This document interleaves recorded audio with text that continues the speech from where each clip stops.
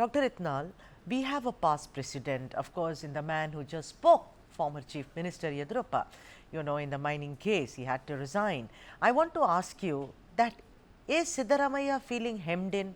Look at this. It's not just this. Today, of course, being questioned by the Lokayukta for 2 hours is bad enough.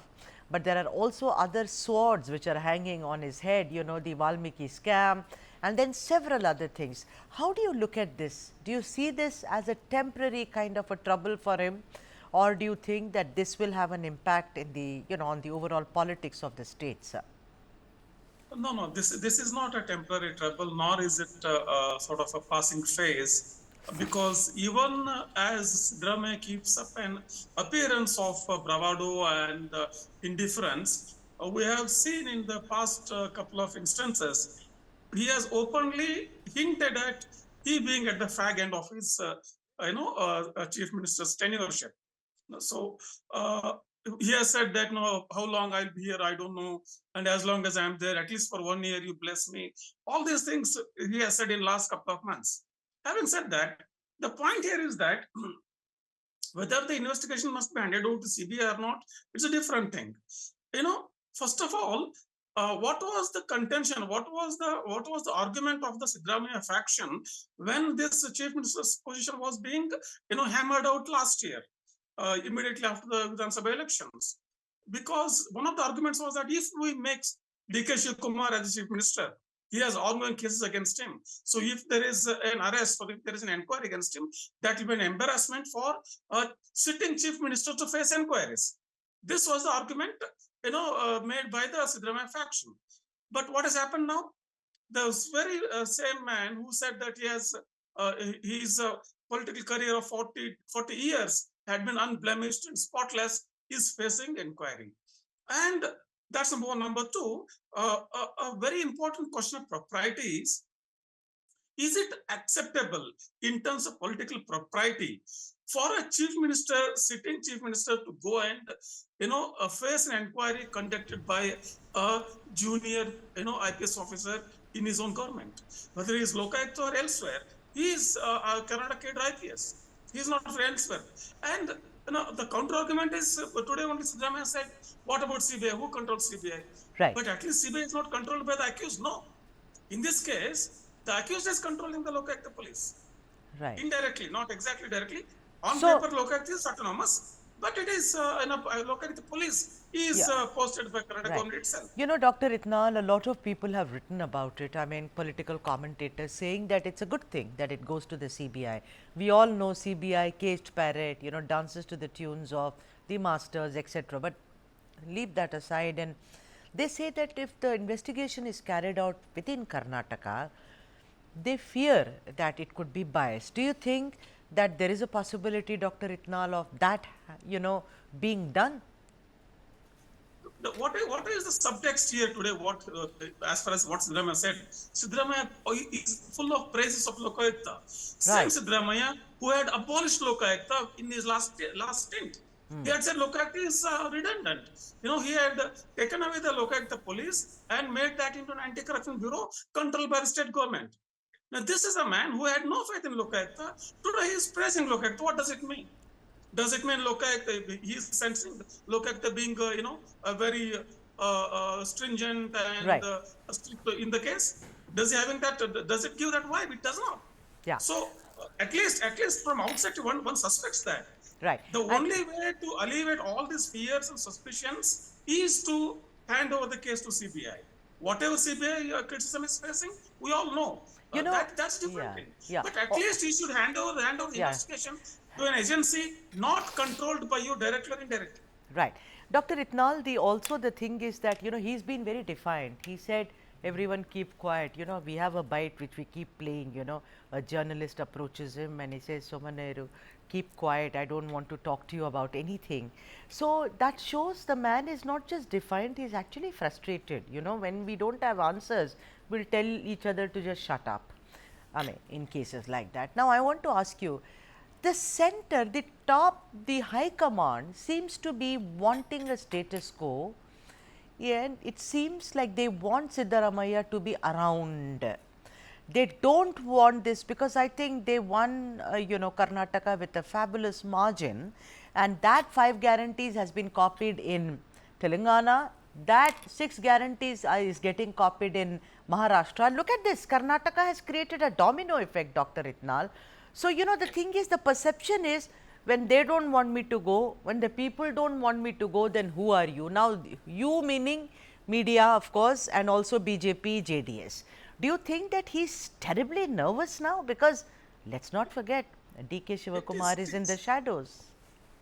It does come across as being very nervous, and this what you call this kind of arrogant defiance comes only from that kind of inflated complex or that kind of nervousness. Now, so where was I? DK Shivakumar's point, Right. no, sorry, you were talking about party high command being nervous about Siddaramaiah. Yes, what has happened is the Congress high command is extremely wary of Siddaramaiah's political capital in terms of his in the vote base. They don't want to, they don't want to come across as somebody who forced him to go. They're waiting for him to realize on his own and, put in the papers. Maybe various pressures like look at various other things. Because as far as guarantee is concerned, few days ago, Karge himself was admonishing both Siddaramaiah Yes. and Kumar. Absolutely. So High Command is waiting for Siddaramaiah to, get exhausted and exasperated and eventually submit voluntarily to resignation, Right. not, by force. Yeah. Dr. Itnal, we all remember you were there with us during the elections, Karnataka, this 40% Sarkara, pay CM, etc., etc. I think the BJP will have a fabulous time in throwing back the egg at Siddaramaiah and the others, saying, you called us corrupt, you called us 40% Sarkara, now what? Do you think that will also gain traction amongst the people, the guarantees notwithstanding, doctor? This, Siddaramaiah will face a political hurdle as some total of various factors. One of them is MUDA, but it is not only MUDA, because MUDA, as far as the accused or alleged corruption is concerned, it's not a big factor. Whereas this combined with the guarantee schemes being implemented at the expense of increased taxes, and then combined with the corruption case of Valmiki board, SCST board, and then various instances like just yesterday, a small clerk, an SDA committed suicide in Belgium. In his suicide note, in his death note, he mentioned Lakshmi Balkar's PS name.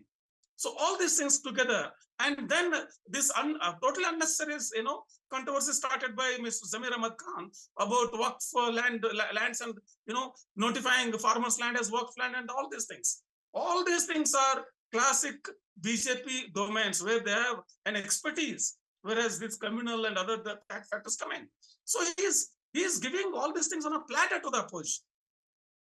Also, I see that, he brought up the entire devolution, tax devolution thing, and of course, it is unfair, and we've had discussions on that on this program. But he's again bringing it up, saying there is a bias, they are unjust, we pay so much, we hardly get crumbs. Do you think he's creating a kind of an atmosphere where there is bias against him so that he can come across as a political martyr, Dr. Itnal? It's not bias against Siddaramaiah in person. It is bias against various other South Indian states. That's a fact, because whether it's Karnataka or Andhra Pradesh, Telangana, Tamil Nadu, we are, treated, highly discriminate in a discriminatory manner. As far as the tax devolution comes. Sure, but then he keeps repeating it. You see, recently also he came to Jantar Mantar, New Delhi, he was protesting. Then again he spoke about it. I just feel, we all know it's a fact. I completely agree. But the thing is, when I'm guilty of something, I also create a kind of a layer of pity around me that, poor thing, see, his wife also returned all the plots back. She's a decent, pious woman. And also there was bias against me. That's why I've lost out. I just feel, because politicians are master actors as well. No, he's trying this sentimental card quite often. Today also he said, I don't have a single house in Mysuru, as if there is some kind of a privilege or he's entitled. Nobody prevented him to build houses anyway. He's a lawyer after all. He's not a, he's a lawyer. He had been minister so many times. Who prevented him to build a house for himself?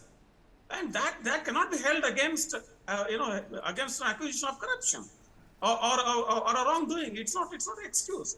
And he's using all the sentimentalities combined with the caste factor, combined with his being backward, combined with his tactics of dividing, let us say, Hindu, Muslim in the name of Waqf, or Lingayat versus Virashaiva in the name of religion, and even in the internal reservation of backward communities. The Sadashiva report is pending. So all these things are his tactics to stick to his voter base. Right. And that I probably is somewhere I'm sensing that he's feeling he's losing that. That's why all these emotional outbursts. Yeah, you look at it, Valmiki, of course, scam, MUDA, of course, scam, but then this whole notices issued, for Waqf land, and then saying no notices will be, all the notices I am going to withdraw, also. So I just think that somewhere the man has got embroiled in his own doing. It is, forget the scams, but this Waqf thing, and also this entire caste census, sir, where the Lingayats and the Vokkaligas are once again saying, only do it after the by-elections are over. Don't do it before that. Somehow I feel Siddaramaiah is really feeling zeroed in and hemmed in right now, and out of his own doing. Absolutely, absolutely. And again, another point about this caste census, that he's wrongly using the word caste census. It's not census. It's a survey. It's a sample survey. A sample survey is not a census. And he's talking as if he has done some kind of a detailed and elaborate census on various communities, and he wants to implement that. And that's not acceptable to anybody. If you ask me, I don't think even the backward communities will accept it, because it is not census. It's a survey. A survey, made to suit his own designs. So that may not be acceptable to many people, not just Vokkaliga and Lingayats.